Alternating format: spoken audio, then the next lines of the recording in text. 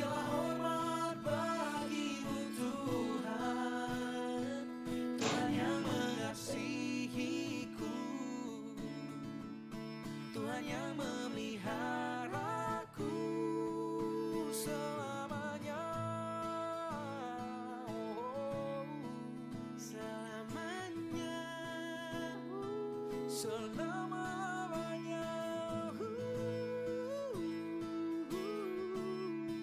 Selamanya, selamanya.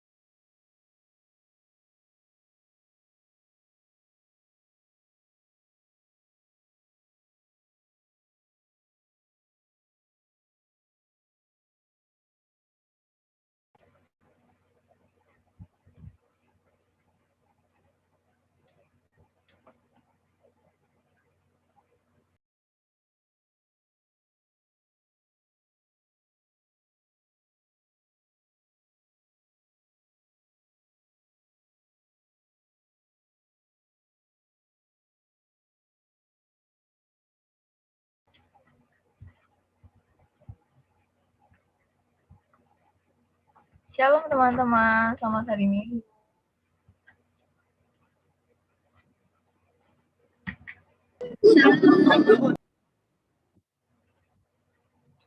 Ini teman-teman, sebelum kita mulai ibadah kita, saya persilakan diri kita untuk bersaat dulu terlebih dahulu.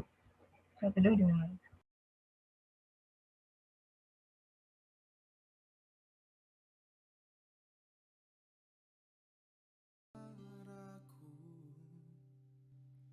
Dia baik,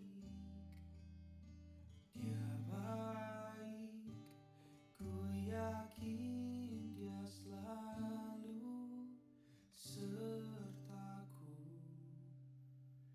Dia baik bagiku. Ku tahu Bapa peliharaku. Dia baik, dia baik. Aku yakin dia selalu sertaku. Dia baik bagiku.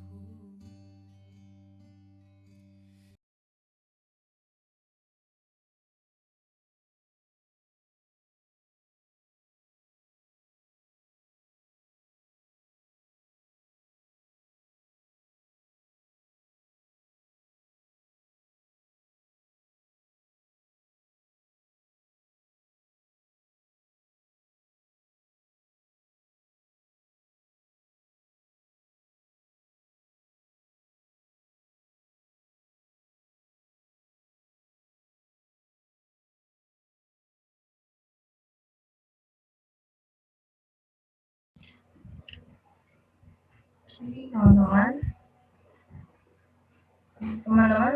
perkenalkan dulu, mungkin udah lama juga dia nggak ketemu. Nama saya Michelle Christina Tenjaya. Teman-teman, kita boleh ambil posisi nyaman dulu ya, yang enak. Terus notif HP juga boleh di silent dulu. Kita mau fokus untuk ibadah hari ini.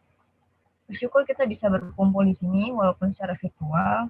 Kita mau bersyukur untuk setiap kesehatan kita, bahkan untuk setiap kesibukan kita, kita juga mau bersyukur untuk itu. Kita mau bersyukur untuk setiap waktu dan kesempatan yang Tuhan sudah berikan kepada kita sehari-harinya. Kita mau memulai ibadah kita ini dengan menyanyikan lagu pujian untuk Tuhan, kami puji dengan riang.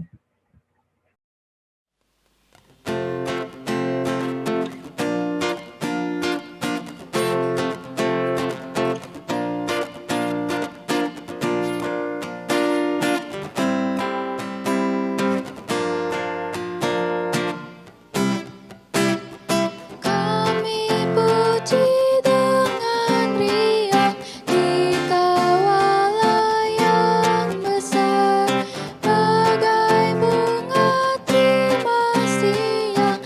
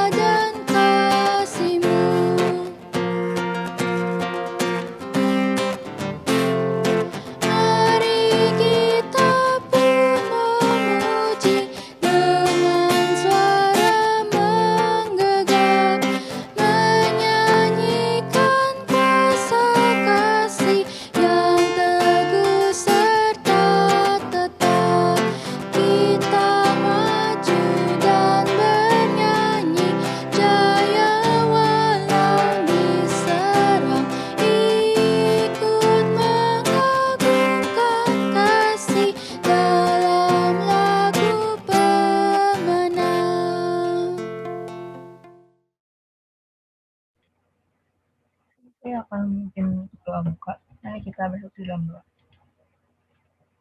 Ya Bapa yang berkuasa dalam kerajaan surga, terima kasih Tuhan telah memimpin kami dari pagi hari sampai sore hari ini ya Tuhan. Terima kasih Tuhan telah mengumpulkan kami di sini Tuhan secara virtual untuk bersekutu bersama Tuhan di kala penyiar sini ya Tuhan.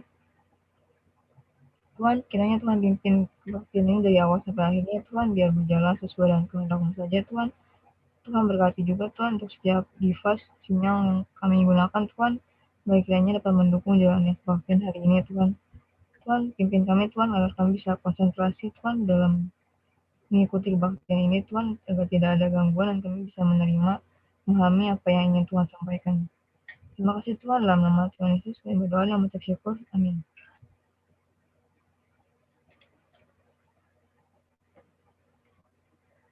Oke, teman-teman yang nggak ada gangguan boleh dinyalain juga ya kameranya biar kita bisa saling melihat satu sama lain.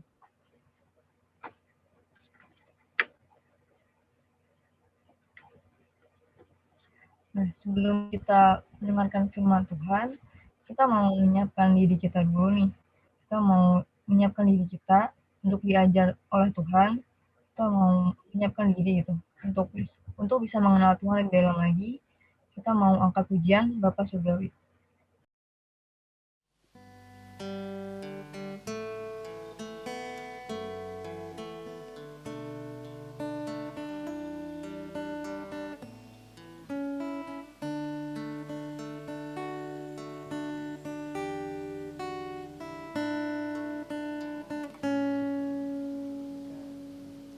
Bapa surgawi, ajarku mengenal betapa dalamnya kasih-Mu. Bapa surgawi, buatku mengerti betapa kasih-Mu padaku. Semua yang terjadi di dalam hidupku, ajarku menyadari Kau selalu sertaku. Di hatiku selalu bersyukur padamu, karena rencana-Mu indah bagiku.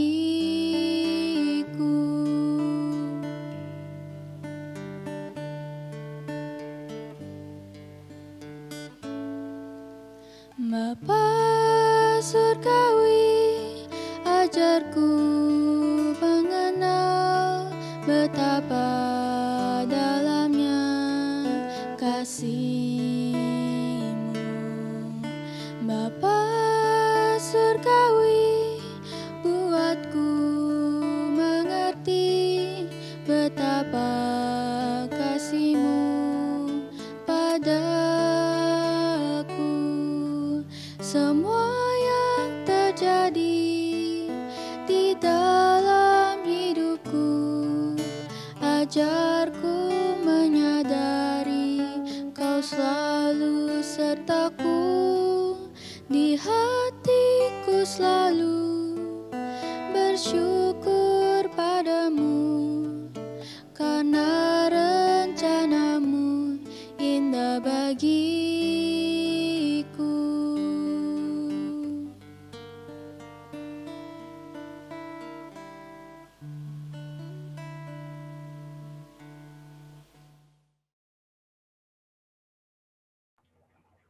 Pada Ibu Inawati dipersilakan. Baik, mari kita berdoa. Bapa kami yang di surga, kami bersyukur Bapa jika pada saat ini kami boleh datang untuk boleh bersama-sama bersekutu dan merenungkan firman-Mu. Kami berdoa Bapa kiranya Engkau yang boleh berbicara kepada setiap kami, supaya melalui perumpamaan pohon ara kami boleh mengerti apa yang Bapa Engkau inginkan, ingin kami jalankan di dalam kehidupan kami, supaya kami boleh menjadi anak-anak-Mu yang boleh melakukan hal yang berkenan kepadamu. Dan kami berdoa hanya di dalam nama Tuhan kami Yesus Kristus. Amin. Nah, saudara-saudara, kita akan melihat Lukas 13 ya, Lukas 13 Saya mau supaya fokus kita memang adalah perumpamaan pohon ara, ya, sehingga kalau kita melihat itu adalah ayat 6 sampai 9, tetapi kita mau melihat dari konteksnya dari ayat 1. Karena itu saya bacakan ya, Lukas 13 ayat 1 sampai 9. Pada waktu itu datanglah kepada Yesus beberapa orang membawa kabar tentang orang-orang Galilea yang darahnya dicampurkan Pilatus dengan darah korban yang mereka persembahkan. Yesus menjawab mereka, sangkamu orang-orang Galilea ini lebih besar dosanya daripada dosa semua orang Galilea yang lain, karena mereka mengalami nasib itu. Tidak, kataku kepadamu, tetapi jikalau kamu tidak bertobat, kamu semua akan binasa atas cara demikian. Atau sangkamu ke-18 orang yang mati ditimpa menara dekat Siloam, lebih besar kesalahannya daripada kesalahan semua orang lain yang diam di Yerusalem. Tidak, kataku kepadamu. Tetapi jikalau kamu tidak bertobat, kamu sekalian akan binasa atas cara demikian. Lalu Yesus mengatakan perumpamaan ini. Seorang mempunyai pohon ara yang tumbuh di kebun anggurnya. Dan ia datang untuk mencari buah pada pohon itu, tetapi ia tidak menemukannya. Lalu ia berkata kepada pengurus kebun anggur itu, sudah 3 tahun aku datang mencari buah pada pohon ara ini, dan aku tidak menemukannya. Tebanglah pohon ara ini. Untuk apa ia hidup di tanah ini dengan percuma? Jawab orang itu, Tuan, biarkanlah dia tumbuh tahun ini lagi. Aku akan mencangkul tanah sekelilingnya dan memberi pupuk kepadanya. Mungkin tahun depan ia berbuah, jika tidak, tebanglah dia. Nah, saudara-saudara, kita pertama-tama melihat konteksnya ya, supaya bisa mengerti apa yang terjadi. Tadi kita melihat bahwa ada orang Galilea yang darahnya dicampurkan Pilatus dengan darah korban yang dipersembahkan ya. Berarti mungkin mereka disembeli, darahnya dicurahkan, dan kemudian dicampurkan dengan korban-korban yang dipersembahkan. Tentu saja itu adalah cara kematian yang mengenaskan ya. Dan kemudian bukan itu saja, ternyata juga ada 18 orang yang mati ditimpa menara dekat Siloam. Nah, sama seperti zaman kita sekarang, kadang-kadang ada orang yang berpikir, wah, orang yang matinya mengenaskan seperti itu, berarti Tuhan murka kepada mereka, berarti mereka adalah orang-orang yang kurang beriman. Kita sih tidak bakalan dong seperti itu karena kita orang beriman. Tapi ternyata Yesus 2 kali mengatakan tidak, ya. Jangan berpikir bahwa mereka itu lebih banyak dosanya. Ayat 2 kan, sangkamu orang Galilea ini lebih besar dosanya daripada dosa semua orang Galilea yang lain. Kemudian ayat 4, atau sangkamu ke-18 orang yang mati di tempat menara dekat Siloam lebih besar kesalahannya. Dan 2 kali Yesus mengatakan tidak, dan 2 kali juga Yesus kemudian mengatakan, jikalau kamu tidak bertobat, kamu semua akan binasa atas cara demikian. Ya, itu bisa kita lihat baik di ayat 3 maupun di ayat 5. Karena itu di sini kita melihat bahwa Yesus mengkontradiksi pemikiran bahwa mereka yang dihukum oleh Tuhan setidak-tidaknya jelas kelihatannya. Mereka dihukum oleh Tuhan, dosanya lebih besar. Nah, karena itu ya Yesus kemudian memberikan perumpamaan pohon ara. Karena itu kita sekarang melihat masuk ke dalam perumpamaan tersebut. Pohon ara yang tidak berbuah. Saudara-saudara, next kita lihat ya. Kita lihat bahwa pohon ara sering dipakai untuk menunjukkan kemakmuran Israel ya. Jadi pohon anggur, pohon ara sering sekali sebenarnya dipakai di dalam ilustrasi. Nah, kalau kita melihat 1 Samuel 4 ayat 25, itu berbicara ketika Israel berada di masa kejayaan, ya, Israel berada di masa kejayaan, yaitu di bawah pemerintahan Salomo. Dan coba kita lihat apa yang ada. Di ayat 25, dikatakan, saya bacakan dari ayat 24 deh ya, sebab ia berkuasa atas seluruh tanah, maksudnya Salomo, di sebelah kiri sungai Efrat mulai dari Tifsa sampai ke Gaza, dan atas semua raja di sebelah sini sungai Efrat, ia dikarunia damai di seluruh negerinya. Lihat ayat 25. Sehingga orang Yehuda dan orang Israel diam dengan tentram, masing-masing di bawah pohon anggur dan pohon aranya dari Dan sampai Barsheba seumur hidup Salomo. Jadi saudara, ilustrasi kemakmuran dan keamanan daripada umat Tuhan adalah mereka masing-masing bisa duduk di bawah pohon anggur dan di bawah pohon aranya. Ya, karena itu kita mengatakan bahwa pohon ara sering dipakai untuk menunjukkan kemakmuran Israel. Nah, sekarang pohon ara adalah pohon yang sangat umum, begitupun juga pohon anggur ya. Dan di sini kita kembali kepada perumpamaan Tuhan Yesus, di mana dikatakan kalau kita melihat ayat 6 bagian tengah, seorang mempunyai pohon ara yang tumbuh di kebun anggurnya. Ya, jadi pohon ara itu tumbuh di dalam kebun anggur. Nah, tersirat ini mau mengatakan bahwa pohon ara itu dirawat dengan baik, pasti berarti dirawat bersama-sama dengan pohon anggur yang lain. Jadi ini adalah pohon ara yang dirawat dengan baik ya. Jadi bukan pohon ara yang tumbuh di jalan gitu loh. Tetapi sebatang pohon ara yang di kebun anggur dan ternyata belum berbuah sesudah 3 tahun. Padahal kalau kita melihat Imamat ya, mari kita melihat Imamat 19 ayat 23. Imamat 19 ayat 23 saya bacakan. Imamat 19 ayat 23. Tuhan berfirman, apabila kamu sudah masuk ke negeri itu, maksudnya ke Kanaan, dan menanam bermacam-macam pohon buah-buahan, janganlah kamu memetik buahnya selama 3 tahun dan jangan memakannya. Memang disuruh tidak boleh memakannya dulu selama 3 tahun. Tapi berarti sudah ada buahnya, cuman jangan dipetik dan jangan dimakan. Ya, baru nanti tahun keempat kemudian buahnya itu dipersembahkan kepada Tuhan. Ini sudah 3 tahun masih tetap tidak ada buah. Sehingga ini dianggap sesuatu yang tidak normal. Sudah waktunya seharusnya berbuah, ternyata pohon itu masih belum berbuah. Nah, kemudian kita melihat, kita melihat sang tuan meminta pengurus kebun anggur untuk menebang pohon tersebut karena merugikan. Dengan adanya pohon ara di kebun anggur kan berarti juga harus dirawat. Nah, kalau pohon ara itu memakan tempat dong pastinya ya, memakan tempat, dan kalau pohon itu dicabut kan bisa misalnya dipakai untuk menanam pohon anggur yang lain. Dan di sini menurut sang tuan ya rugi, 3 tahun dia sudah mengurusnya dan tidak mendapatkan apa-apa. Tapi pengurus kemudian mengatakan dia minta setahun lagi, di mana dia mungkin akan melakukan ekstra ya, dia akan melakukan perawatan yang ekstra. Ayat 8, jawab orang itu, Tuan, biarkanlah dia tumbuh tahun ini lagi, aku akan mencangkul tanah di sekelilingnya dan memberi pupuk kepadanya ya. Berarti bayangkan ya, jadi benar-benar ekstra tuh ya. Di sekelilingnya, tanah di sekelilingnya itu akan diberikan pupuk. Tapi juga dikatakan ayat 9, mungkin tahun depan ia berbuah, jika tidak tebanglah dia. Jadi kita melihat bahwa pengurus pohon anggur itu yang sudah meminta belas kasihan terhadap pohon ara itu juga memberi waktu tertentu. Jadi bukan selama-lamanya akan diurus walaupun tidak berbuah. Nah, saudara-saudara, ini adalah perumpamaan yang sangat sederhana.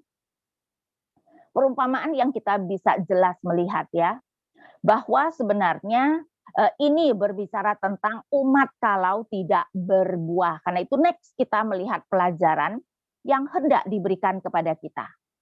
Nah, sama seperti pohon ara itu yang ditanam, dirawat ya, berbeda dengan pohon ara yang tumbuh liar misalnya, kita adalah orang-orang yang diberikan kasih karunia yang luar biasa. Ya, jangan samakan dengan mereka yang bukan sebagai umat Allah. Tentu saja Alkitab menggambarkan betapa Tuhan memberikan ya karunia kepada umat Allah lebih daripada mereka yang di luar umat Allah. Dan karena itu tidak mengherankan bahwa Tuhan mengharapkan bukan kalau kita berbuah. Karena saudara-saudara, prinsip di dalam Alkitab adalah semakin banyak anugerah yang diberikan kepada kita, tentu saja tuntutan Tuhan itu akan lebih besar. Mungkin sebelumnya ya, saya mau supaya kita mengerti. Kadang-kadang ya saudara-saudara, kita berpikir bahwa pada akhirnya kita itu akan dimintakan pertanggungan jawab yang sama. Atau kita akan dihakimi dengan standar yang sama. Tapi itu tidak betul. Karena apa? Karena Tuhan memberikan anugerah, kesempatan, talenta yang berbeda kepada setiap orang. Tidak fair dong kalau Tuhan menuntut tanggung jawab yang sama atau hasil yang sama. Karena itu misalnya ya, kita melihat Yakobus 3 ayat 1 mengatakan seperti ini. Yakobus 3 ayat 1 saya bacakan. Saudara-saudaraku, janganlah banyak orang di antara kamu mau menjadi guru, sebab kita tahu bahwa sebagai guru kita akan dihakimi menurut ukuran yang lebih berat. Guru harusnya lebih mengerti dari murid, karena itu Tuhan akan menghakimi dengan ukuran yang lebih berat, walaupun bukan berarti murid kemudian tidak dihakimi. Poinnya adalah semakin besar anugerah dan karunia yang Tuhan berikan, Tuhan akan menuntut dengan lebih banyak lagi. Karena itu ya, kita juga bisa melihat misalnya perumpamaan tentang talenta. Orang yang diberi 5 talenta dan menghasilkan 5 talenta, dengan orang yang diberi 2 talenta yang menghasilkan 2 talenta, kita melihat Tuhan Yesus memberikan pujian yang persis sama. Yang menghasilkan 2 talenta, Tuhan Yesus tidak mengatakan, kenapa kamu tidak menghasilkan 5 talenta seperti hamba yang satu itu. Tidak, karena apa? Karena dia hanya diberi 2 talenta. Jadi sedangkan yang satu diberikan 5 talenta. Dengan demikian yang diberikan 2 talenta tidak diharuskan untuk menghasilkan 5 talenta. Ya, karena itu kita melihat bahwa kita adalah orang-orang yang diberi kasih karunia yang luar biasa. Dan karena itu kita pasti akan dituntut lebih. Nah, tetapi bukan itu saja. Setiap pohon diharapkan berbuah. Pohon yang memang berbuah pasti diharapkan berbuah. Dan kita melihat bahwa kita diselamatkan karena ada pekerjaan-pekerjaan baik yang Tuhan persiapkan untuk kita lakukan. Karena itu coba kita lihat Efesus 2 ayat 10. Saudara-saudara, kebanyakan kita ya kemungkinan hanya mengingat Efesus 2 ayat 8 dan 9 mau mengatakan betapa keselamatan semata-mata adalah anugerah Tuhan. Dan sering sekali lupa ayat 10, karena itu saya mau supaya saya bacakan Efesus 2 dari ayat 8 sampai 10. Sebab karena kasih karunia kamu diselamatkan oleh iman, itu bukan hasil usahamu tetapi pemberian Allah. Itu bukan hasil pekerjaanmu, jangan ada orang yang memegahkan diri. Perhatikan ayat 10. Karena kita ini buatan Allah, diciptakan dalam Kristus Yesus untuk melakukan pekerjaan baik. Saudara lihat gak? Diciptakan dalam Kristus Yesus untuk melakukan pekerjaan baik yang dipersiapkan Allah sebelumnya. Ia mau supaya kita hidup di dalamnya. Ada tujuan dan maksud Tuhan menyelamatkan kita. Nah, saudara-saudara, kadang-kadang kita sebagai orang Kristen berpikir bahwa tujuan hidup kita adalah untuk diselamatkan, tapi itu tidak benar. Tujuan hidup kita bukan untuk diselamatkan. Karena kalau tujuan hidup kita untuk diselamatkan, sekarang ketika kita sudah percaya kepada Tuhan dan kita yakin kita selamat, kalau begitu tidak ada tujuan lagi dong hidup kita. Kalau begitu ngapain Tuhan masih memberikan kehidupan ini? Karena itu kita harus mengerti sekali lagi tujuan hidup kita bukan untuk diselamatkan. Kita ketika diselamatkan kita harus melihat bahwa itu adalah titik awal kehidupan kita. Di mana kalau sebelumnya kita tidak bisa melakukan apapun yang baik di dalam standar Tuhan, ingat ya, Paulus mengatakan segala sesuatu yang tanpa iman adalah dosa. Artinya apa, saudara-saudara? Sebelum kita sungguh-sungguh beriman kepada Tuhan Yesus, apapun yang kita lakukan itu adalah dosa. Bukan hanya nol besar, tapi adalah dosa. Bahkan ketika kita mungkin mengasihi orang tua kita, ketika kita mengasihi saudara-saudara kita, mungkin menurut kita itu adalah baik, tapi tetap di dalam standar Tuhan itu adalah dosa. Ya, sehingga dengan demikian kita melihat bahwa ya kita sekarang setelah diselamatkan mulai bisa melakukan pekerjaan-pekerjaan baik yang Tuhan ingin kita lakukan. Karena itu misalnya di dalam Westminster Confession Catechism ya, pengakuan iman Westminster, ada pertanyaan yang singkat, di mana pertanyaan pertama adalah what is the chief end of man, yaitu apa yang menjadi tujuan utama manusia? Jawabannya bukan untuk diselamatkan. Jawabannya, the chief end of man is to glorify God and to enjoy Him forever. Tujuan utama manusia adalah untuk memuliakan Tuhan dan menikmatinya untuk selama-lamanya. Lihat gak? Tujuan hidup kita adalah memuliakan Tuhan, bukan untuk diselamatkan. Nah, bagaimana cara kita memuliakan Tuhan? Di dalam mengatakan bahwa kita adalah garam dan terang, coba saya bacakan Matius 5 ayat 16. Matius 5 ayat 16, ini yang Tuhan Yesus katakan. Demikianlah hendaknya terangmu bercahaya di depan orang, supaya mereka melihat perbuatanmu yang baik dan memuliakan Bapamu yang di surga. Lihat gak? Cara kita memuliakan Bapa adalah dengan kita melakukan perbuatan baik. Dan ketika perbuatan baik kita dilihat orang, mereka akan memuliakan Bapa di surga. Karena itu ya saudara-saudara, kita melihat bahwa cara kita memuliakan ya Tuhan di dalam hidup kita adalah dengan melakukan pekerjaan-pekerjaan baik. Dan Efesus mengatakan bahwa pekerjaan-pekerjaan baik itu sudah Tuhan persiapkan untuk setiap kita. Dan ini sebenarnya menunjukkan sesuatu yang luar biasa ya. Berarti Tuhan itu benar-benar memperhatikan kita satu persatu. Dan Tuhan itu kita melihat bahwa mempersiapkan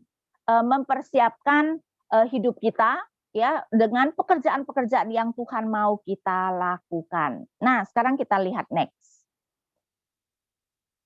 Saudara, kita melihat bahwa Tuhan sudah sangat sabar. Ya, jadi kita melihat tadi pemilik kebun anggur itu sudah menunggu 3 tahun. Ya, Tuhan sudah sangat sabar dan melakukan banyak hal supaya kita melakukan tujuan hidup kita. Dan memang kalau kita melihat Tuhan itu panjang sabar, ya, dan itu adalah karakter Tuhan yang kita tahu sekali. Tapi saudara-saudara, kadang-kadang ya kita orang Kristen terlalu meremehkan panjang sabarnya Tuhan dan berpikir nggak apa-apa, Tuhan itu akan panjang sabar sampai selama-lamanya, sampai aku siap. Tapi saudara, Alkitab menggambarkan betul Tuhan itu panjang sabar, tetapi bukan berarti kesabarannya tidak ada batasnya. Ya, pemilik pohon anggur tadi harusnya dilihat sebagai Bapa, ya. Dan dalam hal itu dia panjang sabar menunggu 3 tahun. Tapi bukan berarti kesabarannya itu tidak ada batasnya, karena itu dia mau menebang pohon ara itu dan nanti atas permintaan pengurus dia memberikan lagi waktu 1 tahun. Nah, saya berikan contoh 1 Samuel 2 ayat 25. Kalau kita tahu ceritanya itu berbicara tentang kedua anak Imam Eli yang memang sudah sangat jahat ya, melakukan banyak kejahatan. Ketika orang mempersembahkan korban kepada Tuhan, mereka kemudian mengambil ya daging yang disukai mereka, bahkan sebelum lemak-lemak persembahan korban itu dikorbankan untuk Tuhan. Memang ya imam itu harusnya ada jatahnya, tetapi kan jatah tertentu, bukan seperti yang mereka lakukan, dan seharusnya setelah persembahan kepada Tuhan yaitu lemak-lemaknya dibakar. Bukan itu saja, digambarkan bahwa mereka itu tidur dengan perempuan-perempuan yang melayani di kemah suci. Dan setelah sekian lama Tuhan sudah hilang kesabarannya, sehingga saya bacakan 1 Samuel 2 ayat 25. Jika seseorang berdosa terhadap seorang yang lain, itu adalah Eli menegur anak-anaknya, maka Allah yang akan mengadili. Tetapi jika seseorang berdosa terhadap Tuhan, siapakah yang menjadi perantara baginya? Jadi Imam Eli itu menegur kedua anaknya. Tapi kemudian saya lanjutkan di akhir ayat 25. Tetapi tidaklah didengarkan mereka perkataan ayahnya itu, perhatikan, sebab Tuhan hendak mematikan mereka. Saudara, dikatakan, tidaklah didengarkan mereka perkataan ayahnya itu sebab Tuhan hendak mematikan mereka. Berarti pintu pertobatan Tuhan sudah tutup karena Tuhan sudah memutuskan untuk mematikan mereka. Jadi ada kemungkinan nggak kedua anak Imam Eli ini bertobat? Sama sekali tidak ada kemungkinan lagi. panjang sabar Tuhan sudah tidak lagi diberikan, sudah melampaui kesabaran Tuhan, dan karena itu Tuhan akan menghakimi. Dan kalau Tuhan sudah memutuskan untuk menghukum, maka Tuhan tidak pernah akan memberikan anugerah kepada orang itu untuk bisa bertobat. Karena itu kita melihat ini yang mau digambarkan sejalan dengan perumpamaan tentang pohon ara itu, ya, bahwa kalau sudah diberikan waktu dan sudah melampaui waktu di mana kita seharusnya berbuah dan kita masih tidak berbuah, jangan heran Tuhan akan menebangnya. Karena itu next kita lihat apa yang diajarkan, ya. Saudara, kita sebagai umat Allah adalah diberikan kehormatan yang istimewa. Tapi saudara ingat ya, untuk setiap anugerah, betul anugerah itu diberikan dengan cuma-cuma, tapi jangan berpikir bahwa setelah anugerah diberikan cuma-cuma tidak ada tuntutan. Bahkan kita seharusnya mengerti untuk setiap anugerah ada tuntutan dan tanggung jawab yang Tuhan mau kita lakukan. Tadi saya tunjukkan bukan, bahwa semakin besar anugerah yang diberikan kepada kita sebagai guru misalnya, Tuhan akan menuntut tanggung jawab yang lebih besar. Nah, saya tunjukkan Amos, ya, ini adalah ayat yang sebenarnya harus kita pikirkan dengan serius sebagai orang percaya. Karena ini memang menunjukkan betapa untuk hak istimewa ada harga tinggi yang harus dibayar. Amos 3 ayat 2. Hanya kamu yang kukenal dari segala kaum di muka bumi.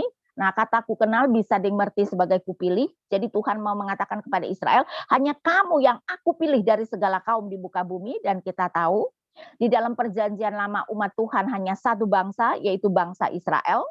Tapi coba lihat, sebab itu aku akan menghukum kamu karena segala kesalahanmu.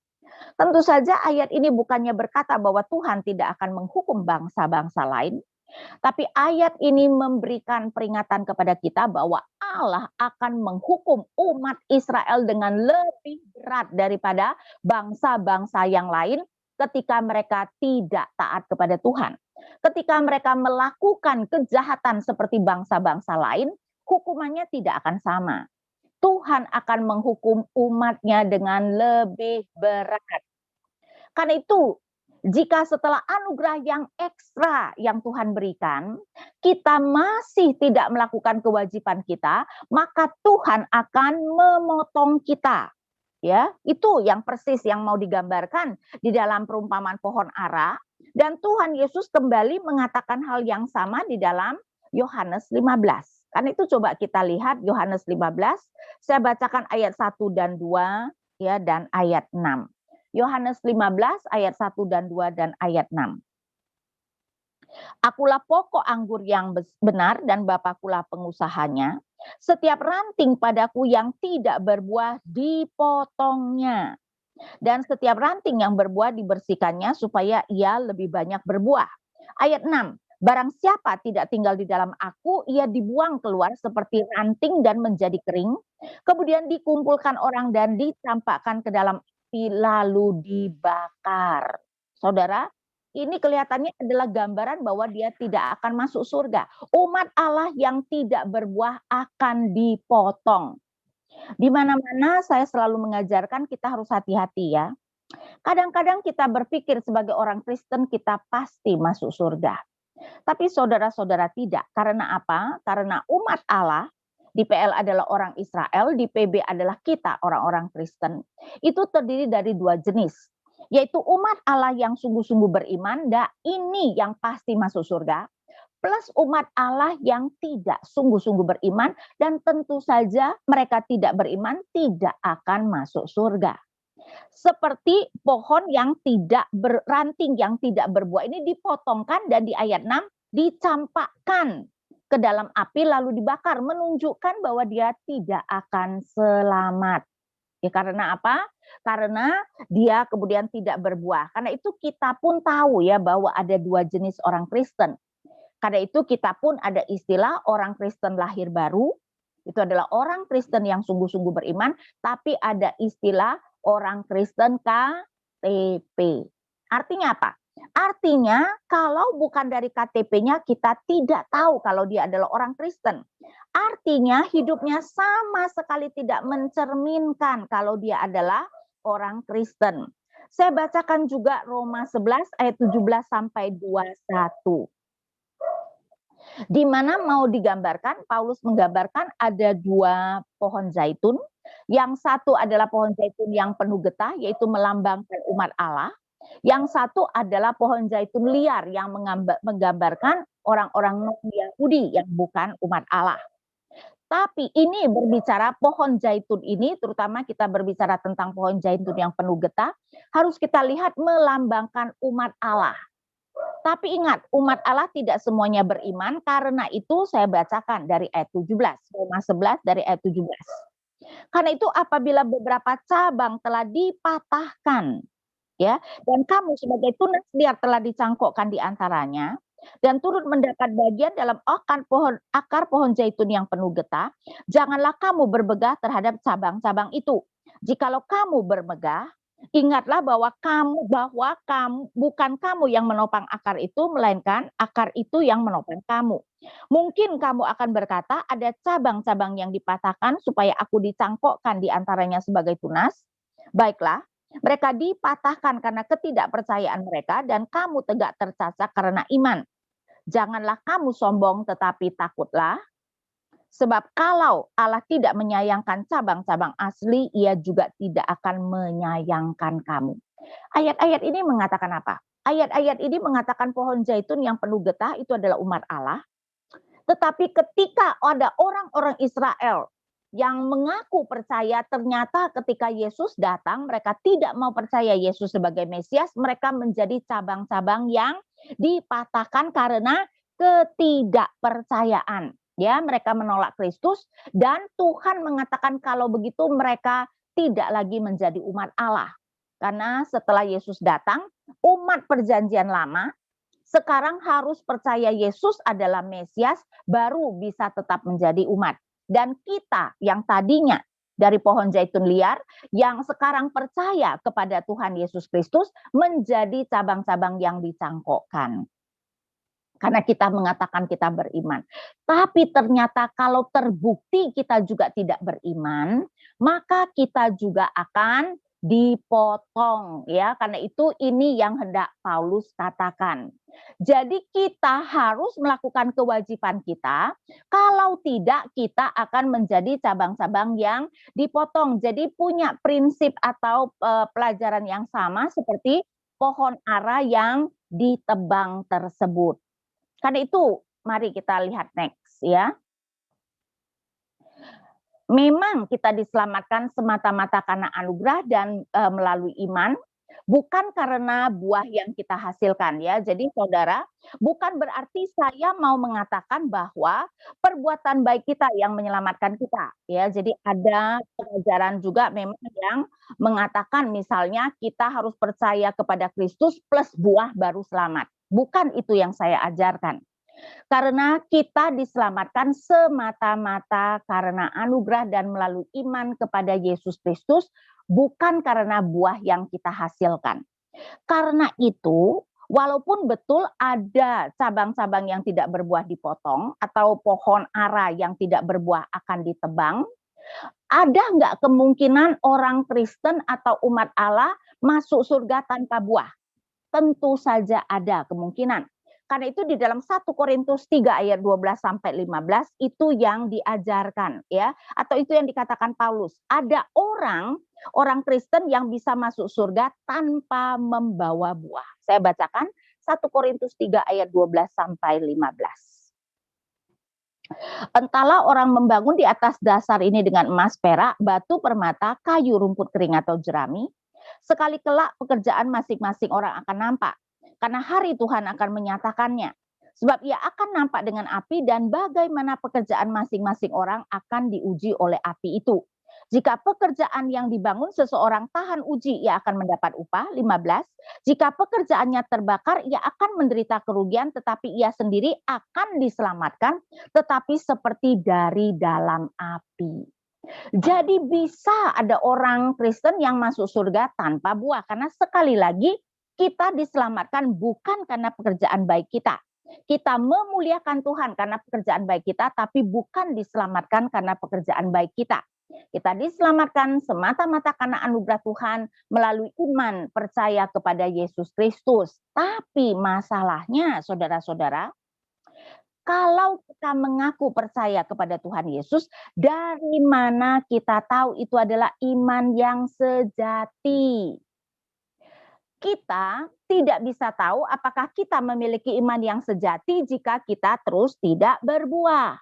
Karena itu kenapa Yakobus 2 ayat 17 bisa mengatakan seperti ini ya, Yakobus 2 ayat 17. Demikian juga halnya dengan iman. Jika iman tidak disertai perbuatan, maka iman itu pada hakikatnya adalah mati. Artinya apa? Artinya kita itu tidak bisa yakin bahwa iman kita itu adalah iman yang sejati kalau ternyata tidak disertai dengan perbuatan. Sebatang pohon dikenal dari buahnya, kata Tuhan Yesus. Jadi saudara, kalau pohon itu tidak berbuah, apakah bisa ketahuan kalau pohon itu adalah pohon yang baik atau pohon yang buruk? Tidak bisa. Jadi sebatang pohon yang tidak berbuah, kalau kita sebagai orang Kristen sudah mengikuti Tuhan Yesus 1, 2 tahun, mungkin 5 tahun, 10 tahun, mungkin dari lahir kita itu lahir dari keluarga Kristen, tapi ternyata kita tidak melakukan apa yang Tuhan perintahkan, maka kita tidak bisa yakin bahwa kita adalah orang yang sudah berbuah. Bagaimana kita bisa yakin kita berbuah ya? Saudara-saudara, jangan bandingkan diri kita dengan orang lain, tapi kita perlu membandingkan diri kita dengan setahun yang lalu, 2 tahun yang lalu, 5 tahun yang lalu, 10 tahun yang lalu. Apakah ada peningkatan, pertumbuhan iman? Kalau tidak ada, bahkan cenderung iman kita malahan lebih parah daripada sebelumnya, maka kita tidak bisa yakin kalau kita memiliki iman yang sejati. Dan karena itu, seperti apa yang tadi dikatakan di dalam perumpamaan pohon ara, ingat ya, 2 kali saya bacakan, coba ya, 2 kali digambarkan disuruh bertobat. Ya, jadi saya bacakan tadi pasal 13 ayat 3, tidak kataku kepadamu. Tetapi jikalau kamu tidak bertobat, kamu semua akan binasa atas cara demikian. Ayat 5, tidak kataku kepadamu. Tetapi jikalau kamu tidak bertobat, kamu semua akan binasa atas cara demikian. Jadi perumpamaan pohon ara terutama mau supaya kita merefleksikan.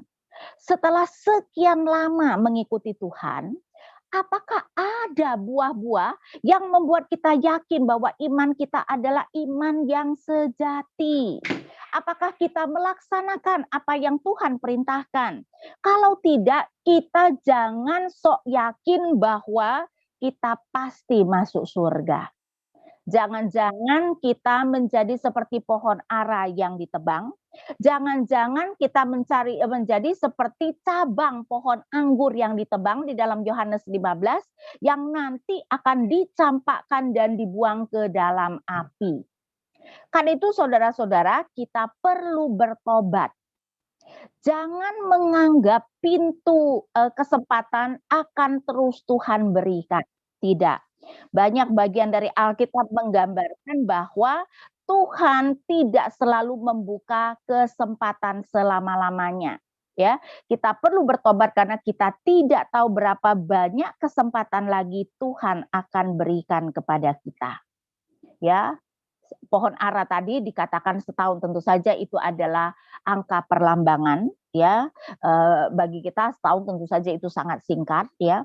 Tetapi itu menunjukkan jangan berpikir ya bahwa Tuhan akan terus panjang sabar dan panjang sabar melihat kita sudah mendapatkan begitu banyak anugerah tetapi tidak berbuah. Sekali lagi, buah itu apa? Buah itu adalah melakukan, tapi ya harus melakukan dengan iman yang benar, apapun yang Tuhan perintahkan. Kita tahu perintah utama Tuhan adalah mengasihi Allah dan mengasihi sesama, ya. Dan bagaimana kita menunjukkan mengasihi Allah, bagaimana kita menunjukkan mengasihi sesama, tentu saja banyak hal yang bisa kita lakukan. Dan sebenarnya bukti yang paling nyata biasanya adalah kita juga melihat perubahan karakter kita, ya. Kita menjadi semakin serupa dengan Tuhan Yesus kita. Karena itu saudara-saudara, ayolah lihat sudah berapa lama kita menjadi orang Kristen. Apakah iman kita bertumbuh? Apakah kita sekarang memiliki lebih banyak kasih kepada sesama, kepada Tuhan, kepada sesama? Apakah kita lebih bisa mengontrol diri kita sekarang? Apakah kita mendoakan orang-orang keluarga kita yang belum selamat? Apakah kita kemudian juga mempunyai hati untuk menginjili mereka? Apakah kita memikirkan pekerjaan baik yang Tuhan berikan kepada kita, dan apakah kita berdoa supaya Tuhan menuntun hidup kita? Sehingga hidup kita adalah melakukan pekerjaan baik yang Tuhan siapkan, dan bukan kemudian tidak mau tahu pekerjaan baik yang Tuhan siapkan. Nah, karena itu ya, ketika kita misalnya memikirkan tentang masuk universitas, saudara pikirkan nggak bahwa kira-kira fakultas apa yang Tuhan mau kita kemudian enroll, ya, karena itu pasti sejalan dengan nanti tugas yang Tuhan berikan. Kalau Tuhan mau kita jadi dokter, ya kita masuk sekolah kedokteran, kan. Kalau Tuhan mau kita menjadi bisnismen, mungkin kita masuk kepada ekonomi.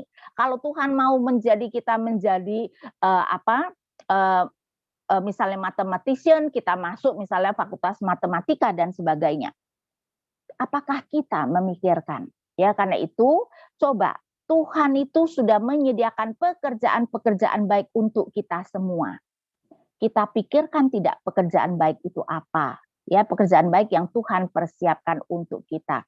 Karena itu sekali saudara-saudara, perumpamaan hari ini terutama memberikan kita peringatan.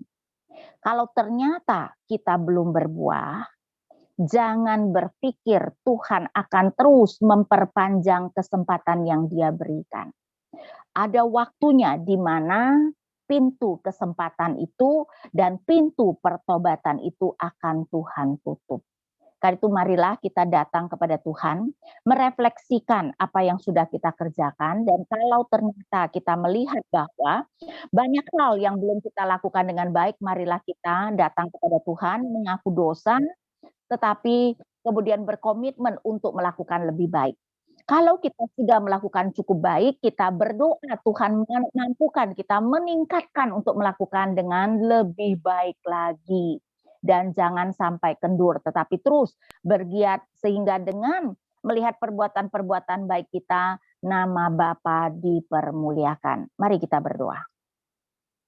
Bapa kami yang di surga, kami bersyukur Bapa untuk peringatan yang diberikan oleh Tuhan Yesus melalui perumpamaan pohon ara. Biarlah kami boleh mengerti ini bukan hanya perumpamaan yang diberikan asal saja, tetapi ini adalah peringatan bagi semua umat Tuhan. Apakah mereka yang ada di abad pertama maupun kami yang ada di abad ke-21 ini. Karena itu Tuhan, kiranya kami boleh mendengarkan peringatan itu dengan serius, karena seperti yang dikatakan, tidak selalu pintu kesempatan itu Tuhan berikan. Karena itu ampunilah kami Tuhan jika selama ini kami belum mengerjakan keselamatan kami dengan baik. Karena itu mampukan kami, berikan kami kepekaan, berikan kami kegentaran Tuhan, untuk mencari tahu apa yang Tuhan mau kami kerjakan, untuk melaksanakan apa yang Tuhan mau, baik yang prinsip-prinsip kebenaran Tuhan yang kami tahu, ataupun yang secara khusus pekerjaan baik yang Tuhan persiapkan untuk setiap kami. Supaya kami tidak menjadi pohon ara yang ditebang. Dan kami berdoa meminta belas kasihan hanya di dalam nama Tuhan kami Yesus Kristus. Amin.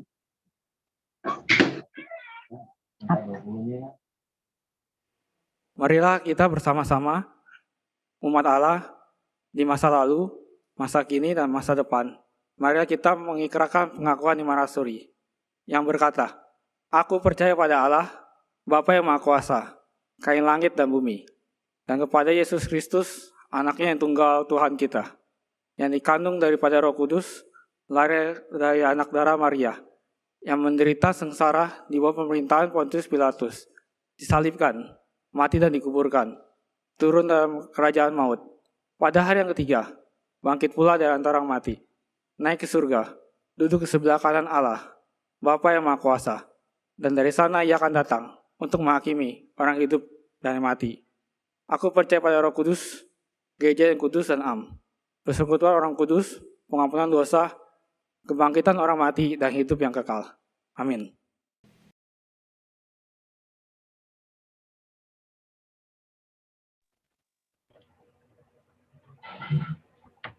Oke teman-teman, sekarang kita mau memberikan persembahan kita, mari kita mempersiapkannya.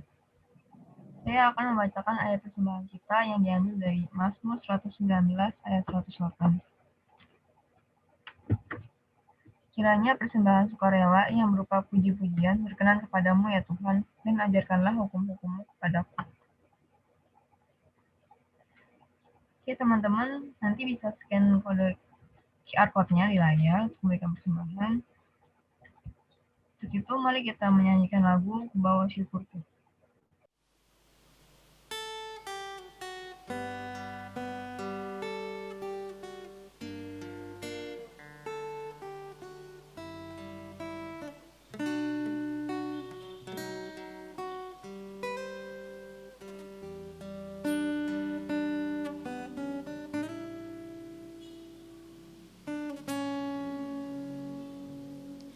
Ku bawa syukurku ke tempat kudus-Mu. Ku bawa sembahku dan pujian bagi-Mu, Bapa dan Rajaku. Ku mengasihi-Mu. Inilah hidupku, ku persembahkan bagi-Mu. Takkan pernah ku bawa selain yang terbaik. Selamanya ku kan selalu menyembah-Mu. Ini persembahanku sebagai korban syukurku. Kerinduanku memuliakan-Mu sepanjang hidupku.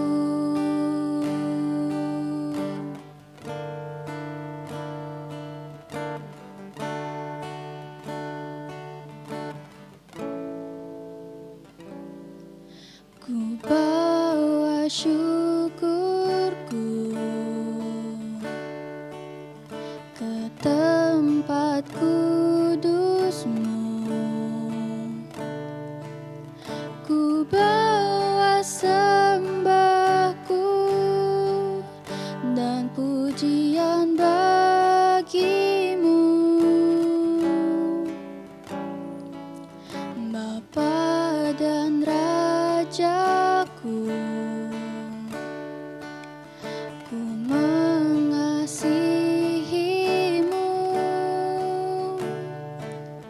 Inilah hidupku, ku persembahkan bagi-Mu. Takkan pernah ku bawa selain yang terbaik. Selamanya ku kan selalu menyembah-Mu.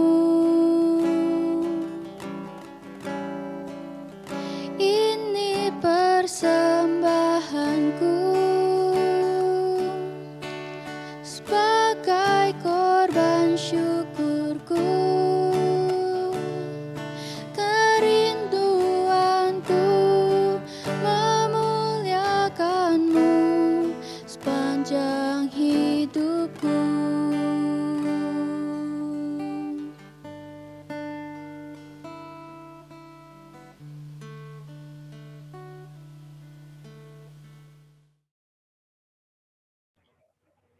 Pertama, mari kita berdoa.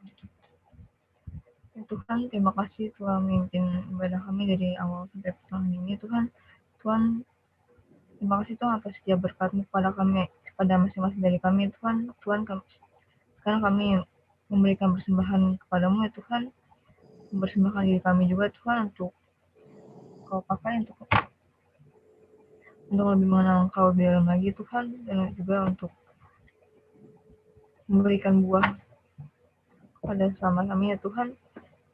Tuhan, kiranya persembahan ini dapat berkenan dan berguna untuk kerajaan-Mu saja ya Tuhan.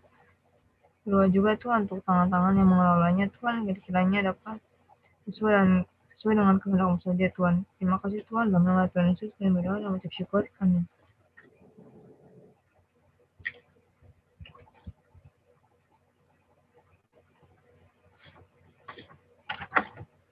Iya teman-teman, saya mau menyampaikan beberapa yang saya catat tadi.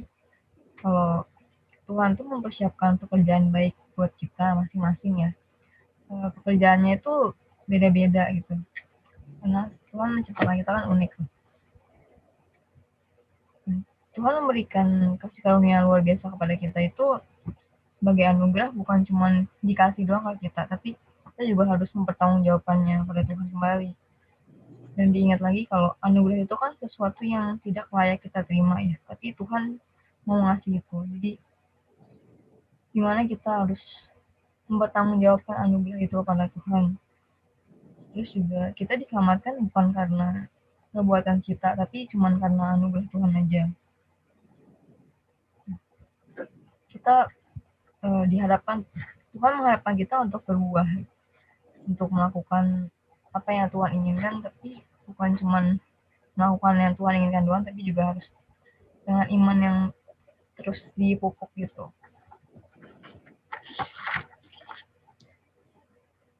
Nah, untuk kita mau ngambil tekad kita, kita mau ingat terus gitu kalau yang Tuhan kan anugerah Tuhan itu Tuhan berikan bukan karena perbuatan kita, tapi hanya karena keinginan Tuhan sendiri gitu. Mari kita angkat lagu tekad kita semua karena anugerahnya.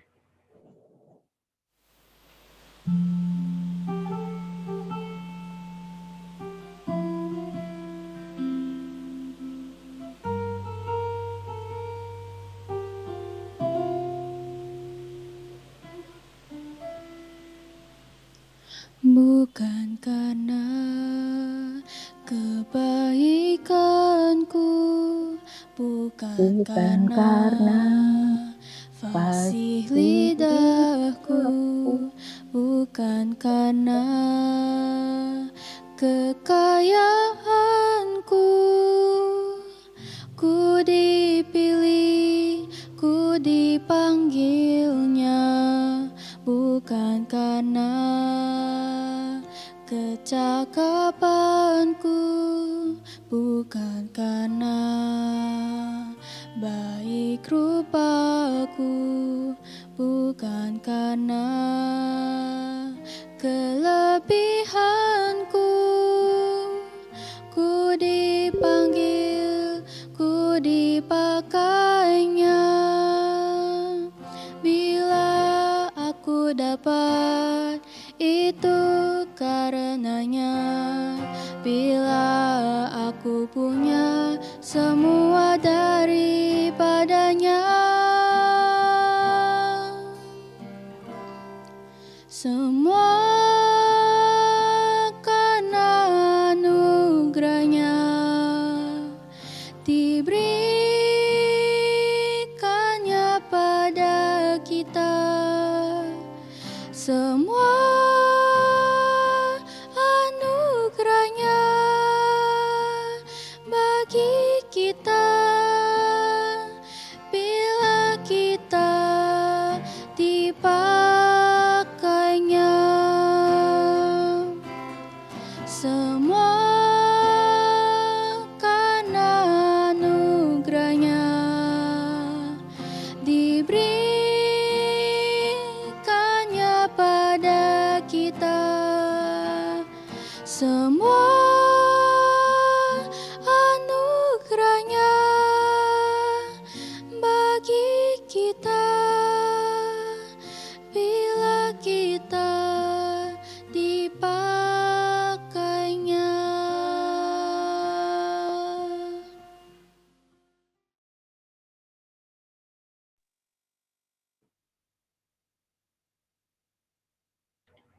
Pada Ibu Inawati dipersilakan untuk doa berkat. Mari kita berdoa. Bapa, kami bersyukur Bapa bahwa Engkau telah memanggil kami untuk boleh menjadi umat-Mu, dan kami berdoa Bapa Engkau mengaruniakan kepada kami iman yang sejati. Dan supaya kami boleh mengerti kami mempunyai iman yang sejati, Bapa mampukan kami untuk melakukan pekerjaan-pekerjaan baik yang sudah Engkau sediakan, sehingga melalui perbuatan-perbuatan baik kami, nama-Mu boleh dipermuliakan. Dan kami berdoa Bapa, Engkau yang berbicara kepada setiap kami, apalagi kami yang masih muda-muda ini, supaya betul seluruh hidup kami boleh kami jalankan untuk memuliakan nama-Mu. Dan kami berdoa kiranya kasih daripada Allah Bapa, kasih setia daripada Tuhan kami Yesus Kristus, dan penyertaan daripada Allah Roh Kudus menyertai kami dari sekarang sampai selama-lamanya. Dan kami memintanya hanya di dalam nama Tuhan kami Yesus Kristus. Amin.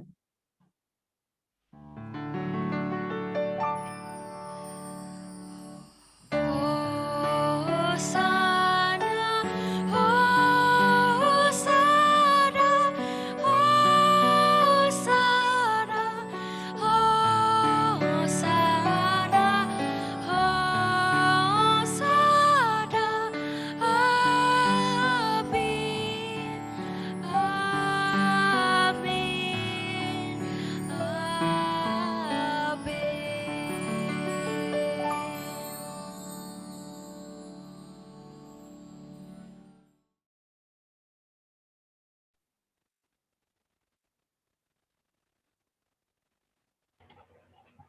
Kepada tim CG dipersilakan. Yo. Halo semuanya. Bentar, kamera saya belum nyala ya? Udah nyala belum sih? Oke, ya. Welcome back. Selamat datang di CG guys. CG Times, boy. Tapi sebelumnya, teman-teman, sebelum kita mulai CG, saya mau ada pengumuman terlebih dahulu. Boleh yang pengumuman, Anius?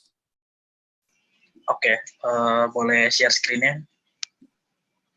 Oh, edit.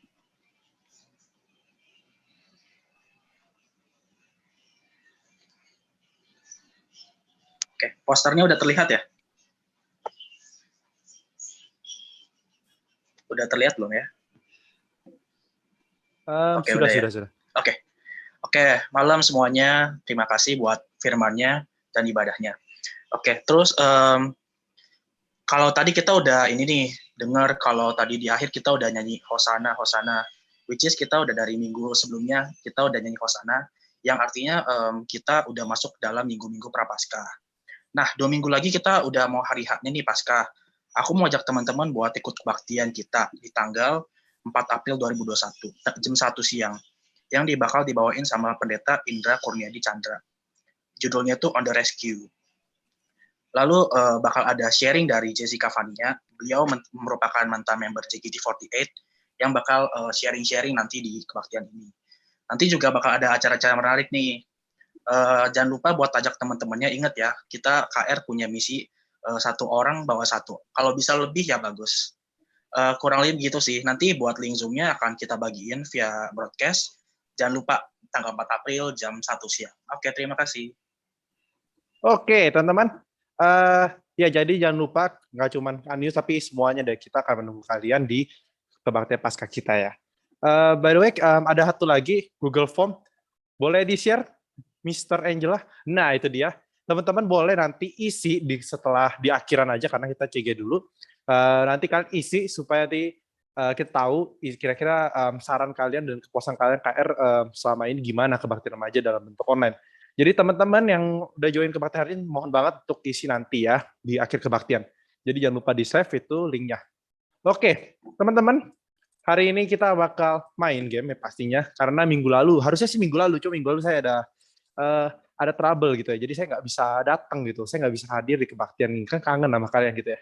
Tapi teman-teman, seperti biasa tiap bulan kita akan berbagi-bagi hadiah gitu ya, CG baik hati sekali, kita akan memainkan sebuah games gitu ya, yaitu games Kahoot teman-teman. Tapi kali ini Kahootnya nggak biasa, karena Kahoot kita biasanya kalau kalian tahu, Kahootnya kita mah paling isinya tentang KR. Kali ini enggak teman-teman. Saya mempunyai kerinduan gitu ya, kerinduan tentang hal-hal yang mengetahui tentang ilmu pengetahuan. Maka teman-teman kita akan mulai TG kita bakal main game Kahoot, yaitu tentang IPA. Wih, kita akan kuis tentang IPA guys, wah kan. Nih, kita akan melihat siapa yang pinter-pinter ya di sini ya. Tapi teman-teman tenang aja, join aja. Kan kalian ngerasa, gue anak IPS, gue anak SMK, tenang aja guys. Ini IPA-nya IPA SD. Kita akan hanya melihat apakah kalian sanggup untuk menjawab 10 soal dengan benar dan baik. Teman-teman boleh join linknya di 7192237. Oke? Yuk, join yuk. Let's go. Kita bakal main. Pakai nama asli ya, supaya kita bisa kasih hadiahnya, supaya kita nggak bingung. Pakai nama selengkap-lengkapnya. Misalkan, Hana Gracia, jangan H4, N4, G4, GR4, C1A. Nggak bisa, kita nggak terima gitu ya. Namanya harus jelas gitu ya. Hana Gracia gitu. Oke? Teman-teman kita akan nunggu mungkin sekitar, ya tuh udah ada Leslie. Oh, kok nama Leslie? Koedi ikutan nih? Atau siapa nih? Ini Kojul ya? Apa gue salah ya? Ya, gitulah ya. Mohon maaf guys, saya nggak hafal gitu nama-nama orang. Ada Amel. Oke. Jadi teman-teman kita akan lihat. Ini IPA dasar ya, tenang. SD, kelas SD. Cuman kayaknya ada satu yang mungkin ada satu soal saya kasihin aja satu soal di akhir, mungkin kayaknya nggak SD, cuman ya oke lah ya, harusnya kalian bisa pengetahuan umum, tenang. Ini easy banget teman-teman. Kita akan melihat betapa kita mau belajar gitu ya. Ini harusnya cocoknya minggu lalu soalnya tentang sakit nih kan. Ini saya ya udahlah ya. Kita main aja gitu ya. Ini kita akan mulai di 7.15 ya. Kita lihat sekarang masih ada 1 menit lagi ya. Kita mulai 7.15 aja. Nih sambil menunggu lain. Oke, sudah ada Ipen, udah Poci itu MCT kan? Iya, Poci itu MCT kan. Ini namanya udah ngaco nih. Ini ada news ikut pasca ya, weh itu. Jangan lupa tonton ikut pasca gitu ya. Oke, habis itu ada Devina, ada Angela, ada Koedi juga. Ini semuanya boleh ikut ya. Mungkin kalau misalkan Cinawati tadi boleh ikut nggak apa-apa. Siapa tahu kan mau ikut iseng gitu kan ya. Oke teman-teman. Ini memang yang beruntung itu yang punya device-nya 2 karena kalian bisa lihat soal. Sebenarnya sih harusnya saya lupa sih kalau Kahoot di HP bisa lihat soal nggak sih? Bisa nggak sih? Karena sih bisa lihat soal kali ya. Saya nggak tahu juga. Cuman kita coba aja ya. Karena saya nggak gitu handal ya buat soal gini.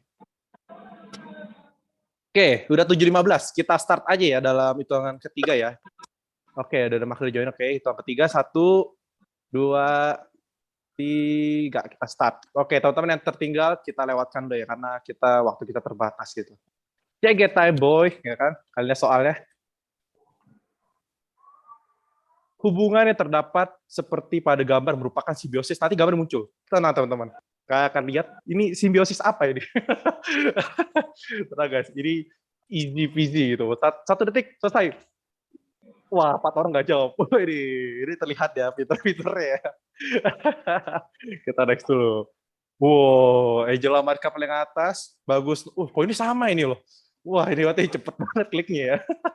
Oh ya, teman-teman jangan lupa Kahoot itu kecepatan juga mempengaruhi ya. Jadi jangan terlalu lama, walaupun jawaban benar. Oke, kita mulai soal yang kedua. Ada bagian di bot. Kalian baca sendiri lah ya. Fungsinya apa gitu ditunjuk dari panah, teman-teman.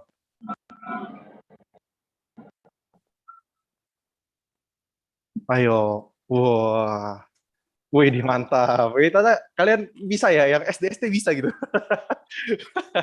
Wow, Amel langsung naik ke atas, bagus ternyata lebih lama dikit ya. Cienjel tetap di atas. Oke, Ipen naik, Natanya naik. Oke, kita pada jago-jago semua. Kita next lagi ya. Soal ketiga, jenis fauna langka asli dari Papua yaitu,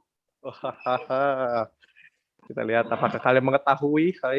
Ini kawasan Papua itu Komodo ya. Oke. Wow, kita lihat. Jawabannya itu ya, burung cendrawasih ya. Koedi has strict 3 in row. Harusnya semuanya strict. Kenapa cuma Koedi doang gitu? Ini nggak adil ini, Kahoot ya. Oke, Angela curang ini, dia cepet banget ya. Oke, kita next. Oke, itu bocor. Amel, boleh di-mute bentar. Bagian bunga yang berfungsi pada kelamin betina, yaitu benang sari. Apakah benar salah? Salah, teman-teman, jawabannya ya. Jawabannya itu putik, kalau nggak salah. Itu boleh di-mute dulu. Oke, udah di-mute. Thank you. Kok double sih? Ya udahlah ya. Oke, Leslie naik ke atas, Nathaniel nomor 2, ada MCT juga naik juga. Oke, kita next. True or false lagi. Apakah hewan platypus seekor mamalia?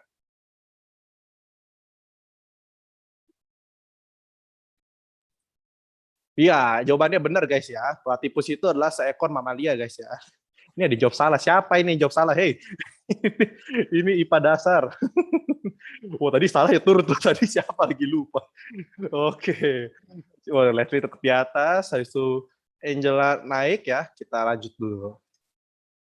Nomor 6 ya. Energi bisa di apa ya? Energi bisa di apa nih guys? Kalau biasa saya ujian itu jawabnya semua benar. Ada yang benar, ada yang jawab semua benar dong. Siapa yang jawab semua benar? Energi itu nggak bisa sentuh guys, nggak bisa. Energi itu hanya bisa dirasakan. Siapa yang jawab semua benar? Aduh, ini SD-nya kurang lulus nih. Oke, Leslie strict ya. Ini 6, nggak ada salah loh dari awal loh. Jadi jajar SD beneran nih. Oke, kita next.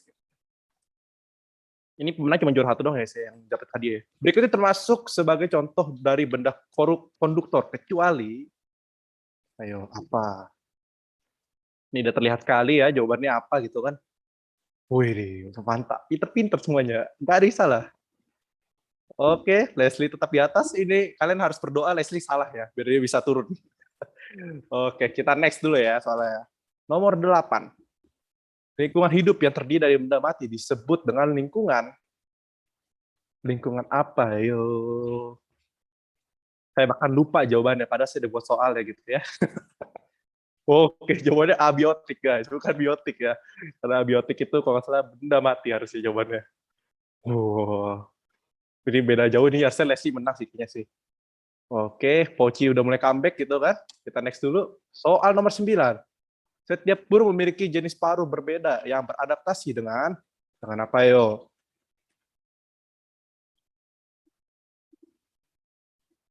Oke, woi, makanan ya bener guys ya. Jadi kalau tergantung makanannya, kalau nggak kalau makan air itu beda gitu biasanya. Oke, kita next aja. Leslie apakah menang? Nah, habis ini soal terakhir, saya kasih ini bukan soal SD harusnya ya. Cuma kita coba aja, apakah bisa atau enggak. True or false saja gampang. Apakah trombosit salah satu komponen pembekuan darah? Tiba-tiba susah ya. Oke, jawabannya true guys ya. Ini saya cari di Google soalnya, tenang aja. Jawabannya sudah pasti, aman. Oke, kita lihat pemenangnya siapa? Podium siapa? Juara 3-nya Hana. Kongres Hana tapi nggak dapat hadiah. Juara 2 siapa? Leslie. Oke, salah tadi di terakhir. Juara pertama siapa? Ipe, deh gak salah dia kuliah di tempat dia benar. Oke, selamat untuk Kipen. Nanti kita bakal dikontak oleh tim CG, kamu akan dapatkan hadiah dan dikirimkan ke rumah langsung ya. Oke teman-teman, nggak disangka-sangka ternyata untuk anak kuliah kan nggak kalah gitu ya, kongres banget ya. Oke teman-teman, sebelum kita mengakhiri CG kita mau sama-sama buka kamera, kita mau foto bersama-sama.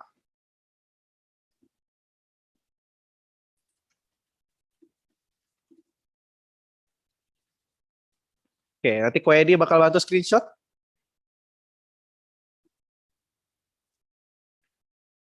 Jadi ini Kojol, itu beneran Leslie Kojol yang jawab. Widih.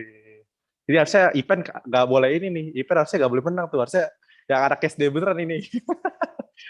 Oke, udah pada nyalain kamera. Ko Edi boleh bantu screenshot kok, hitung kok. Oke, 3, 2, 1.